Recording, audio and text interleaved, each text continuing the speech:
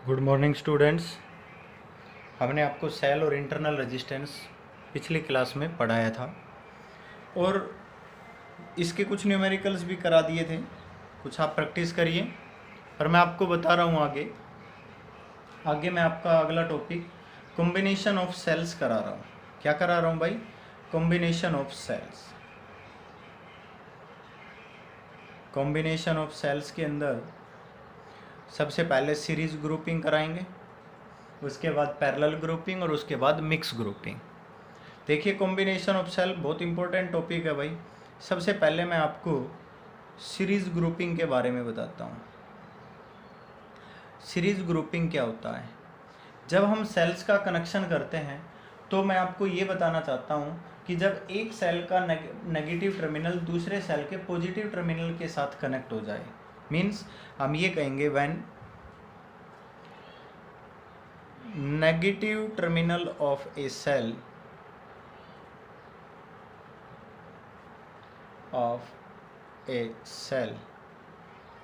is connected to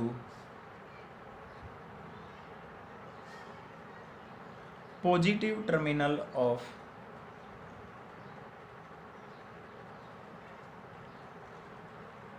other cell and so on। अगर हमारे पास एक सेल का नेगेटिव टर्मिनल दूसरे सेल के पॉजिटिव टर्मिनल के साथ कनेक्ट हो जाए तो उस कॉम्बिनेशन को क्या बोल देते हैं हम? Series grouping. इस तरह से बोलते हैं। जैसे कि देखो, हमने क्या कहा, ये हमारे पास एक सेल है, सेल का इंटरनल रेजिस्टेंस ये हम लिख कर चलेंगे भाई, EMF E1, internal resistance R1। ये हमारा पूरा एक सेल है। अब इसके साथ दूसरा सेल कनेक्ट करेंगे, ये दूसरा सेल है, इंटरनल रेजिस्टेंस R2 और EMF E2, ये दूसरा सेल है। मतलब आपने अगर इस तरह से यूं कनेक्शन कर लिया, ये दूसरा सेल है, तो आगे फिर आपने और कनेक्ट करना है। तो इस तरह से अगर आप यूं कनेक्ट करते हुए चले जाओगे तो आपके पास कौन सी ग्रुपिंग आ जाएगी भाई? सीरीज ग्रुपिंग आ जाएगी। क्या आ जाएगी भैया? Series grouping. समझ आ गया? अब मान लीजिए मैं आपको सीरीज ग्रुपिंग की एक्सप्लेनेशन समझाता हूँ। तो देखिए बेटा, हमने क्या कहा था कि भाई पोटेंशियल डिफरेंस तो डिफरेंट होती है सीरीज में, और करंट क्या होता है? सेम। तो अब हम इसकी एक्सप्लेनेशन करते हैं भाई, और फिर मैं आपको इसके बारे में और बताऊंगा। एक्सप्लेनेशन में हम क्या करते हैं भाई, हम सबसे पहले दो सेल ले लेते हैं। देखो ध्यान से, मैं एक पॉइंट ये बना रहा हूँ। मैंने कहा ये हमारे पास एक सेल है, internal resistance R1, EMF E1, जो A और B पॉइंट के बीच में है, ठीक है। और B पॉइंट से आगे हमने एक और सेल कनेक्ट कर दिया। अभी मैं केवल दो ही सेल का ले रहा हूँ जो कि B और C के बीच में कनेक्ट है, EMF E2, internal resistance R2। ये हमने क्या बताया कि भाई ये हमारे पास जो दो सेल हैं ये A, B और B और C के बीच में जुड़े हुए हैं, और इनके साथ मैंने एक एक्सटर्नल रेजिस्टेंस भी कनेक्ट कर दिया, कैपिटल R। समझ आ गया? चलो देखिए, मान लीजिए मैं सर्किट को केवल इतना सा लेता हूँ, ऊपर सेल ले रहा हूँ। आप एक्सटर्नल रेजिस्टेंस को तो अभी भूल ही जाइए, एक्सटर्नल रेजिस्टेंस तो हम बाद में कनेक्ट करके आपको बताएंगे। तो सबसे पहले मैं आपसे ये कहता हूँ कि फर्स्ट सेल, जो पहला सेल है, ये A और B के बीच में जुड़ा हुआ है, और दूसरा सेल B और C के बीच में। हम क्या कहेंगे भाई, इनमें जो करंट होगा वो सेम होगा। बोलो, होगा कि नहीं होगा? हर पॉइंट पर करंट क्या होगा बेटा? सेम होगा। और करंट की जो भी डायरेक्शन है वो आप दिखा सकते हो, आई। क्लियर है? अब आपने कहा कि करंट यूँ है। हम अगर जैसे कि कल हमने सेल पढ़ा था और आपको याद हो तो कल हमने पोटेंशियल डिफरेंस का फॉर्मूला लिखा था, VA माइनस VB। बोलो, लिखा था कि नहीं? और VA माइनस VB की वैल्यू क्या आई थी? अगर VA माइनस VB की वैल्यू देखो तो VA और VB यहाँ पर है। आपने कहा यहाँ पोटेंशियल VA है और यहाँ पर पोटेंशियल क्या ले ली? VB। तो ये सेल की टर्मिनल पोटेंशियल हो गई ना, जो किसके इक्वल होती है? EMF minus current multiply by resistance. बोलो, होती है कि नहीं? क्लियर है, क्योंकि करंट I1 जा रहा है। अरे आप वैसे नहीं तो किरचॉफ्स रूल भी तो लगा सकते हो ना। क्या कहोगे, potential difference VA minus VB is equal to E1 minus I into R1। ठीक है, अगर B और C के बीच में निकालना चाहें तो क्या हो जाएगा, इसको तो हम VAB कह सकते हैं बेटा। अगर B और C के बीच में निकालना चाहें तो क्या कहेंगे भाई, VB माइनस VC बोला जाएगा। और B और C के बीच में EMF कितना है बेटा, E2 minus I into R2। शायद कल आपको याद भी होगा V is equal to E minus IR, हमने एक फॉर्मूला लिखा था, हम उसी फॉर्मूले के बेस पर ये लगा रहे हैं। पर ये दोनों सेल तो A और C के बीच में जुड़े हुए हैं। अगर मैं इन दोनों को ऐड कर दूं, इसको इक्वेशन नंबर फर्स्ट और इसको सेकंड मान लिया, दोनों को अगर मैं ऐड कर दूं, equation first plus equation second, ठीक है, दोनों को ऐड करेंगे तो VA minus VB plus VB cancel हो गया, तो क्या आ गया, VA minus VC is equal to, इन दोनों को ऐड करेंगे तो क्या हो जाएगा, E1 plus E2 minus of I into R1 plus R2। क्या हमने कुछ गलत किया, हमने इन दोनों को क्या कर दिया, ऐड कर दिया। मतलब ये इन दोनों के कनेक्ट करने के बाद की पोटेंशियल आ गई ना, मतलब VAC क्या हो गई हमारे पास, इसको मैं कह सकता हूँ E equivalent minus I into इसको कह सकता हूँ मैं R इक्विवेलेंट। क्या कह सकता हूँ भाई, R इक्विवेलेंट। मतलब अगर आप इसका दूसरा डायग्राम बनाना चाहो तो आप ये कहोगे कि ये हमारे पास एक सेल है, ये सेल का इंटरनल रेजिस्टेंस है और इसके साथ एक एक्सटर्नल रेजिस्टेंस कैपिटल R जोड़ा हुआ है, ये हमारे पास R इक्विवेलेंट है। और ये जो सेल जुड़ा हुआ है ना, ये वाला सेल, ये हमारे पास क्या है, E इक्विवेलेंट है। क्या है हमारे पास, E इक्विवेलेंट। और ये टर्मिनल A और ये टर्मिनल क्या हो गया, C। मतलब इन दोनों को हटाकर मैं एक सेल जोड़ दूं तो उसका E equivalent E1 plus E2 ले लेंगे और उसका रेजिस्टेंस R1 प्लस R2 हम ले लेंगे। समझ आ गया कि नहीं।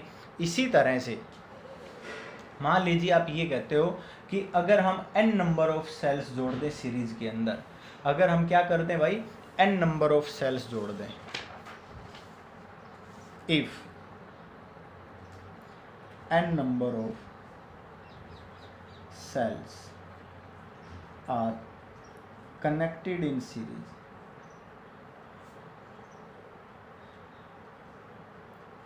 then V is equal to E1 plus E2 plus up to En minus of I into R1 plus R2 plus up to क्या हो जाएगा बेटा, Rn।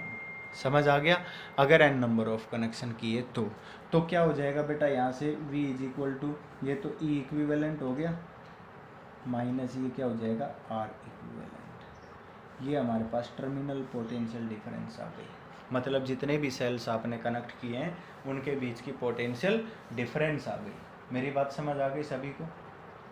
अब हम क्या करेंगे, थोड़ा सा इसको और आगे भी पढ़ लेते हैं। अब हमने क्या कहा कि अगर हम इन सभी सेल्स को, जैसे कि अभी तक तो हमने VA और VC के बीच में निकाला है, अगर मान लीजिए ये पूरा सर्किट ले लिया जाए तो क्या होगा, तो देखिए मैं एक पूरा सर्किट बनाकर दिखा देता हूँ।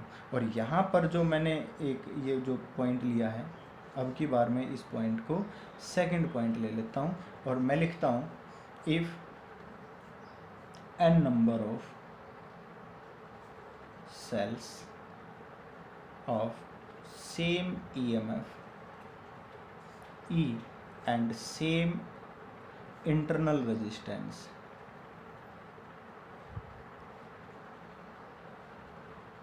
small r connected in series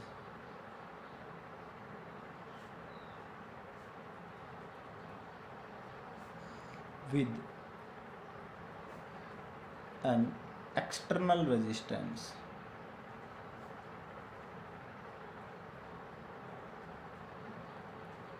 capital R। मतलब मैं आपको ये बता रहा हूँ, कनेक्शन इस तरह से होगा, ये एक सेल लिया, ये दूसरा सेल लिया, इस तरह से हमने क्या किया, n नंबर ऑफ सेल्स यूँ कनेक्ट कर दिए, E R EMF E internal resistance R, EMF E internal resistance R, ये कितने हो गए, n सेल्स हैं।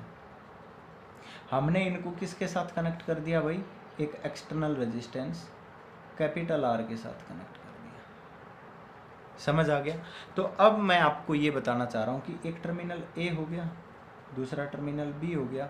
अगर आप यहाँ से वी ए बी निकालना चाहते हो तो सिंपल है भाई, E equivalent E plus E plus E plus E क्या हो जाएगा, N E minus I into are plus R क्या हो जाएगा, एन इंटू आर। वही लिखना पड़ेगा कि नहीं? एक तो हम ये लिख सकते हैं, दूसरा मैं आपको ये बताना चाहता हूँ कि अगर आपने करंट निकालना है तो हम क्या कहेंगे, here current through the circuit. इस सर्किट के अंदर करंट निकालना है, आई निकालना है। आपने क्या कहा कि ये आई है, ये आई है, एक डायरेक्शन में जा रहा है, ठीक है। आपने ये कहा कि ये हमारे पास क्या है, करंट है। आपने करंट बता दिया भाई। अब मैं ये कहता हूँ कि करंट थ्रू द सर्किट निकालना है तो हम क्या कहेंगे बेटा, सेल्स का नेट ईएमएफ लिखना पड़ेगा भाई, upon net resistance of circuit लिखना पड़ेगा। इस सर्किट का कितना रेजिस्टेंस है, मेरी बात समझ गए कि नहीं? तो ये फॉर्मूला लगाना पड़ेगा बेटा। अगर मैं नेट ईएमएफ की बात करूँ तो नेट ईएमएफ तो हमने क्या कहा है, ई इक्विवेलेंट बोला है, और जिसकी वैल्यू क्या हो गई हमारे पास, एन ई हो गई। क्या हो गई हमारे पास भाई, एन सेल है तो इसका net EMF n E equivalent होता है ना, जो E1 plus E2 plus E3 N times करेंगे, ये तो सारे ई हैं, तो एन इंटू ई हो गया। और नेट रेजिस्टेंस की बात करें तो देखिए ध्यान से, नेट रेजिस्टेंस की बात करते हैं तो भाई इंटरनल रेजिस्टेंस तो क्या हो गया, आर इक्विवेलेंट, और इसके साथ अगर इसको देखा जाए तो मेरे हिसाब से सीरीज में जुड़ा हुआ है तो प्लस क्या हो जाएगा, आर। बोलो हो जाएगा कि नहीं भाई? इन सेल्स के साथ ये किस में जुड़ा हुआ है, सीरीज में जुड़ा हुआ है ना। देखिए करंट की डायरेक्शन यू सेम जा रही है, इसमें भी आई करंट है और हर एक के अंदर आई करंट है, और जिनमें करंट सेम होता है उनके बीच में उनका वो क्या होता है भाई, वो सीरीज में होते हैं। वो किस में होते हैं भैया, सीरीज में हो जाते हैं इस तरह। अब देखिए आर इक्विवेलेंट को क्या कह देंगे भाई, नेट रेजिस्टेंस को कह देंगे n into are plus capital R. बोलो हो गया कि नहीं हो गया? अब हम क्या निकालना चाह रहे हैं, करंट, तो करंट निकालेंगे तो क्या हो जाएगा, I is equal to N E upon N R plus capital R. यहाँ तक सभी को समझ आ गया भाई? अब आपने ये कहा कि मान लीजिए कि अगर हम एक दो सेल की पोलरिटी बदल दें, अगले पॉइंट में मैं ये कह रहा हूँ, if polarity of M cells be reversed, reverse कर दी, मतलब पॉजिटिव को नेगेटिव के साथ, नेगेटिव को पॉजिटिव के साथ उल्टे सुल्टे जोड़ दिए आपने, आगे पीछे कनेक्ट कर दिए। समझ आ गया कि पहले हम क्या कर रहे थे, ये पॉजिटिव नेगेटिव, फिर अगला पॉजिटिव अगले नेगेटिव, फिर अगला पॉजिटिव अगले नेगेटिव, इस तरह से हमारा कनेक्शन था। पर अब हम क्या कहना चाह रहे हैं कि ऐसा नहीं है कि इस पॉजिटिव को नेगेटिव से जोड़ा जाए, इसको रिवर्स कर दो सेल को ही। मैं आगे एक सर्किट बना रहा हूँ, देन तो करंट पर क्या इफेक्ट होगा, तो मैं आपको ये बता रहा हूँ। ये मोस्ट इम्पोर्टेंट पॉइंट है बेटा, मोस्ट इम्पोर्टेंट। हम एक छोटी सी गड़बड़ इसमें करते हैं, इसलिए मैं आपको बता रहा हूँ। जैसे कि ये हमारे पास एक सेल है, कनेक्ट हो गया, ये दूसरा सेल है, कनेक्ट हो गया, ये तीसरा सेल है, कनेक्ट हो गया। अगले में क्या किया, इसको रिवर्स कर दिया, अगले को रिवर्स कर दिया कि नहीं? इस तरह से यूँ कनेक्शन होता चला गया। मेरी बात समझ रहे हो? और फिर आपने एक एक्सटर्नल रेजिस्टेंस के साथ कनेक्शन शो कर दिया। पॉइंट क्लियर है? EMF E R E R E R, इस तरह से आपने इनके कनेक्शन को शो कर दिया। अब आप क्या देख रहे हो भाई, ये सेल उल्टे जुड़े हुए हैं दो। अब मान लीजिए 10 सेल थे, फॉर एग्जाम्पल मैं आपको बता रहा हूँ कि हमारे पास कितने सेल थे, 10, टोटल 10 सेल थे। इसमें से 2 रिवर्स कर दिए, 2 रिवर्स कर दिए तो फॉरवर्ड में कितने जुड़े हुए हैं, 8 सेल्स फॉरवर्ड में हो गए, 2 सेल्स किस में हो गए बेटा, रिवर्स में। अगर हम नेट निकालेंगे तो नेट क्या आएगा हमारे पास, 8 - 2 करेंगे तो कितना आएगा, 6 सेल्स का ईएमएफ आएगा ना भाई। आपने 8 सेल सीधे जोड़े, 2 वो अपोजिट कर दिए, तो 8 में से 2 गए तो 6 बचे ना, 8 माइनस 2, 6 सेल्स काम करेंगे मेरे हिसाब से। तो मतलब मैं आपको ये बताना चाहता हूँ कि जो रिवर्स किए गए हैं ना उनका ईएमएफ माइनस करना होगा फॉरवर्ड में से। मतलब हम यहाँ पर कहेंगे E equivalent is equal to forward cells minus reverse cell. समझ आ गया? हम टोटल काउंटिंग करेंगे नंबर ऑफ फॉरवर्ड सेल्स और नंबर ऑफ रिवर्स सेल। ये ध्यान रखना है कि हम ये देखेंगे कि टोटल फॉरवर्ड में कितने हैं और रिवर्स में कितने। टोटल नंबर ऑफ सेल नहीं देखने, टोटल नंबर ऑफ सेल मान लो 10 थे, फॉरवर्ड में 8 है, रिवर्स में 2 हैं, तो 8 माइनस 2 करना है, ना कि 10 माइनस 2। पर मैं आपको नेट जो सेल दिए हुए ना, मैं उन्हीं से एक फॉर्मूला आपको बता रहा हूँ। ठीक है, मैंने क्या कहा, m सेल्स ऑफ रिवर्स, हमने m सेल्स को रिवर्स कर दिया, देन हमारे पास जो E इक्विवेलेंट आएगा मैं वो बता रहा हूँ, that is n minus of 2m into E, ये आएगा। क्यों आएगा देखो ध्यान से बेटा, यहाँ पर कितना आ रहा है 6 आ रहा है, अगर 10 minus of 2 multiply by reverse कितने किए हैं 2, भाई ये तो रिवर्स सेल है, m कितने हैं भाई रिवर्स सेल, ठीक है, n क्या है हमारे पास टोटल सेल्स। तो टोटल में से अगर 2 मल्टीप्लाई करके रिवर्स सेल को माइनस कर दे तो हमारा एग्जैक्ट आंसर आएगा। बोलो आएगा कि नहीं? देखो ध्यान से, मान लीजिए आप ये कहते हो कि हमारे पास 50 सेल हैं, कितने सेल हैं भाई 50 सेल्स हैं, ठीक है, आपने 7 रिवर्स कर दिए, कितने रिवर्स कर दिए 7। हमारे फॉर्मूले के अकॉर्डिंग देखा जाए तो क्या करेंगे भाई 50 माइनस 2 मल्टीप्लाई बाई 7, ठीक है, 14 माइनस किया तो कितना बचा 36, कोई बात नहीं। अब 36 सेल का ईएमएफ ये लेना है हमारे आंसर के अकॉर्डिंग। अगर हम वैसे करें तो हम कहेंगे कि टोटल सेल कितने हैं हमारे पास 50, 7 कैसे कर दिए रिवर्स, तो फॉरवर्ड कितने हैं भाई जो सीधे जुड़े हुए, फॉरवर्ड हमारे पास मेरे हिसाब से 43 हैं। अब 43 में से 7 माइनस करेंगे तो 36 ही आएगा। तो ये हमारा एक डायरेक्ट फॉर्मूला है जो मैं आपको बताना चाह रहा हूँ। अब आपने क्या किया, नेट ईएमएफ निकाल दिया। क्या किया आपने, नेट ईएमएफ निकाल दिया, ई इक्विवेलेंट निकाल दिया।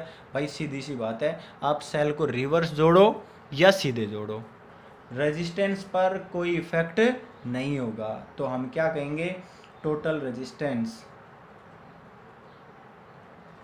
Total resistance do not change, which is equal to क्या आया था n are plus capital R. भाई करंट पास इनमें से भी तो हो रहा है ना, आपने रिवर्स बेशक जोड़ दिए पर इनमें से भी पास हो रहा है, तो रेजिस्टेंस तो लगेगा ही। क्लियर है? तो रेजिस्टेंस जितना था पहले पिछली बार में एन आर प्लस आर जो हमने निकाला था वही होगा। तो हमारे पास करंट की वैल्यू क्या आ जाएगी, I R is equal to n minus 2m into E, भाई नेट ईएमएफ होता है ना, ये लिख रखा है, upon total resistance. Total resistance क्या है, एन आर प्लस कैपिटल, ये हमारे पास करंट का फॉर्मूला आ गया। अगर हम इनको इधर उधर क्रॉस करके जोड़ते हैं तो समझ आ गया। बहुत इंपॉर्टेंट पॉइंट था ये। इसका मतलब मैं इसको एक लाइन में लिखता हूँ, मैं आपको ये बताता हूँ, if the same current pass through every resistor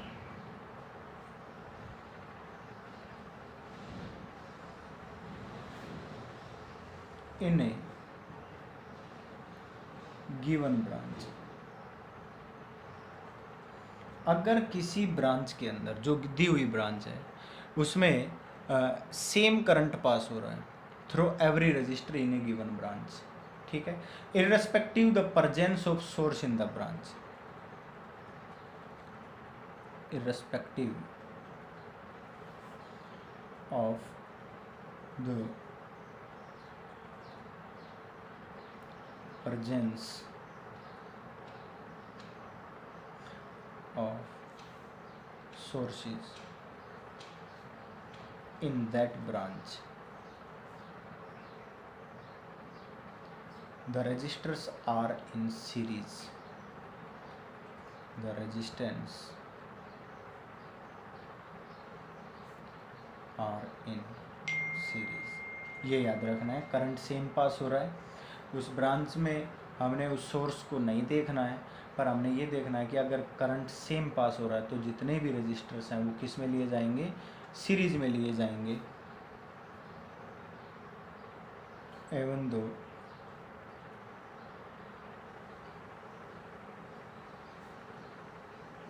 they are not directly connected, ये मैं पहले भी बता चुका हूँ, not directly connected to each other. अगर करंट सेम पास हो रहा है, जैसे कि हमने पिछले इस डायग्राम में कहा था कि ये जो रेजिस्टेंस है, इसके अंदर हमने अभी बताया था कि ये जो रेजिस्टेंस है ये इसके साथ क्या है, सीरीज़ के अंदर है। समझ आ गया। और अगर कैपेसिटर में भी इस तरह लिया जाए तो उसके अंदर भी ये लागू हो जाएगा, उसके अंदर भी लगेगा। मेरी बात समझ गए। अब यहाँ पर मैं आपको एक पॉइंट और बता रहा हूँ। अगर मान लीजिए इफ़ हमारे पास सेल्स हैं और वो रोंगली कनेक्ट हो जाए, ये अगला पॉइंट मैं आपको बता रहा हूँ। If cells are wrongly connected in circuit, अगर जो सेल्स हैं वो गलत कनेक्ट हो जाएं सर्किट के अंदर, मतलब उनका कनेक्शन ही गलत कर दिया जाए, तो एक बात हमेशा याद रखनी है, then their EMF is neglect, their EMF is neglect and resistance is taken। ये बात याद रखनी है। मतलब रिवर्स नहीं कर रहा हूँ, मैं गलत कनेक्ट कर रहा हूँ। जैसे कि आपने M सेल्स को रोंग कनेक्ट किया, M cells are wrongly connect,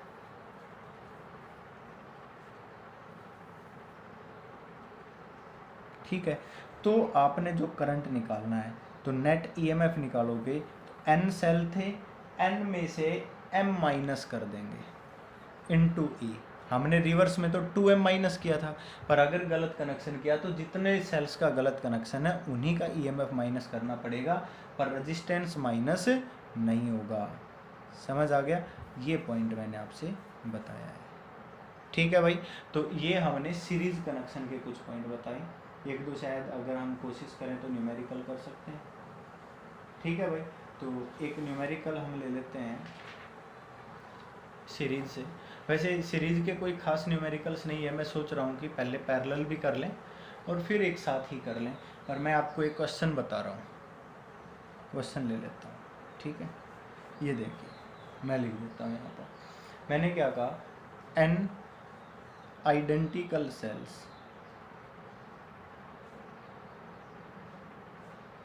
each of EMF E, बहुत अच्छा क्वेश्चन है। Each of EMF E and internal resistance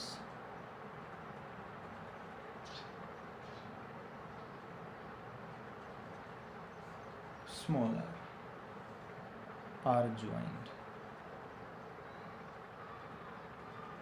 हमने इनको ज्वाइन कर दिया in series to form a close circuit. समझ आ गया। ये कहता है find potential difference across any cell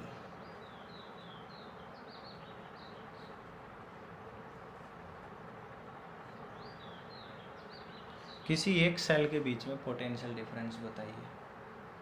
तो ये क्या कहता है भाई, किसी एक सेल के बीच में पोटेंशियल डिफरेंस कैसे बताएंगे। मैं आपको ये बता रहा हूँ कि जैसे कि ये सेल्स हैं यूँ कनेक्ट कर रखे हैं, ऐसे कनेक्शन है, ठीक है। कोई भी एक सेल ले लो, मान लो आपने यही सेल ले लिया, आपने क्या कहा भाई इसमें करंट पास हो रहा है, करंट ऐसे जा रहा है, यहाँ पर ए पॉइंट ले लिया, ये बी पॉइंट, ये क्या हो गया वी बी हो गया।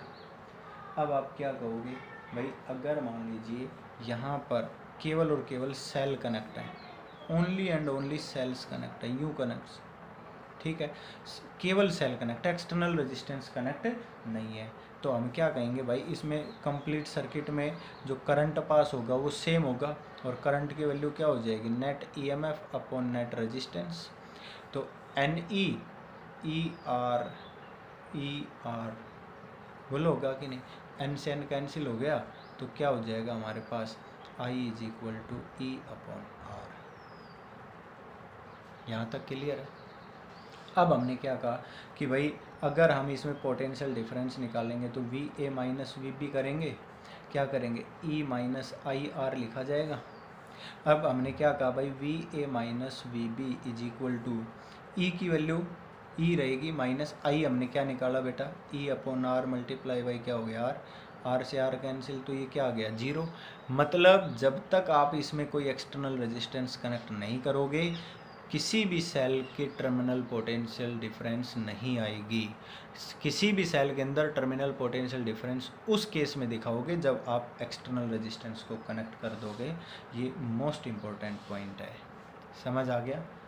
अगला पॉइंट मैं आपको बता रहा हूँ कि एक और न्यूमेरिकल मान लीजिए हम ले लेते हैं। मैं ये कहता हूँ कि आपके पास एक क्वेश्चन लिख देता हूँ मैं ये कहता हूँ कि भाई n आइडेंटिकल सेल्स हैं जिनका EMF 6 वोल्ट है, n आइडेंटिकल सेल्स, आइडेंटिकल मतलब एक जैसे, each of EMF 6 volt connected in series,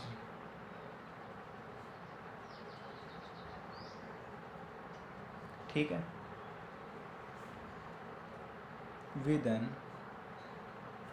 अब की बार मैं एक्सटर्नल रेजिस्टेंस से कनेक्ट कर रहा हूँ, एक्सटर्नल रेजिस्टेंस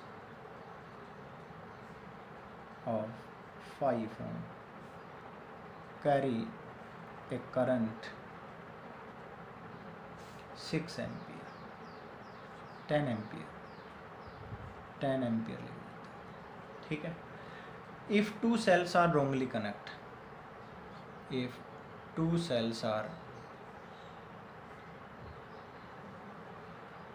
wrongly connected, अगर दो सेल गलत कनेक्ट कर दिए, उल्टे कनेक्ट कर दिए, या किसी भी तरह से हमने उनको गलत कनेक्ट कर दिया, रिवर्स नहीं है, पर ये ध्यान रखना है, in series the current is 6.45 ampere. उस समय करंट कितना आ जाता है, 6.45 एम्पियर आ जाता है। Find number of cells and internal resistance of cell, ये फाइंड आउट करना है। अब हमने जो फॉर्मूले पीछे पढ़े थे बेटा, हम उसी के अकॉर्डिंग आपको बताना चाहते हैं। सॉरी,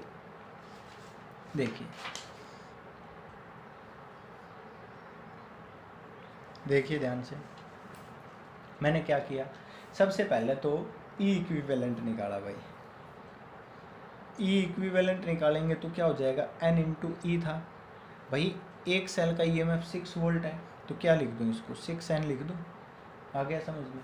अब हम निकालेंगे आर इक्विवेलेंट, जितने भी सेल कनेक्ट है, n सेल कनेक्ट है, तो n इंटू क्या हो गया, आर हो गया।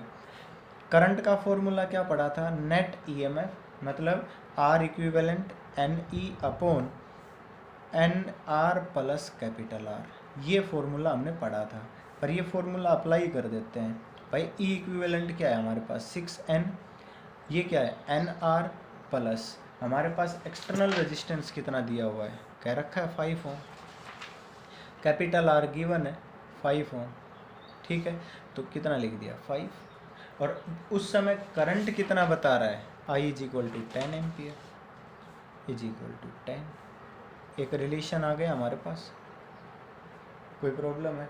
अब हमने क्या किया, दो सेल को गलत कनेक्ट कर दिया, तो हमारे पास ई डैश इक्विवेलेंट लिख दूँ, और वो क्या आ जाएगा भाई, n-2 इंटू ई लिखना पड़ेगा, मतलब n-2 इंटू 6 लिखेंगे कि नहीं लिखेंगे? पर आर इक्विवेलेंट में क्या कोई चेंज आएगा? बिल्कुल नहीं आएगा, क्योंकि मैंने पिछले क्वेश्चन में भी आपसे ये बताया था। और इस केस में करंट चेंज हो गया, और कितना आ गया, 6.45 एम्पियर। देखिए ध्यान से, जैसे ही आप रोम कनेक्ट करते हो तो 6.45 एम्पियर करंट आ जाता है। तो हमने क्या कह दिया भाई, जो अब यहाँ से अगर आई डैश का फॉर्मूला लगाएं तो क्या कहेंगे, ई इक्विवेलेंट कितना है भाई, n-2 into 6 upon N R.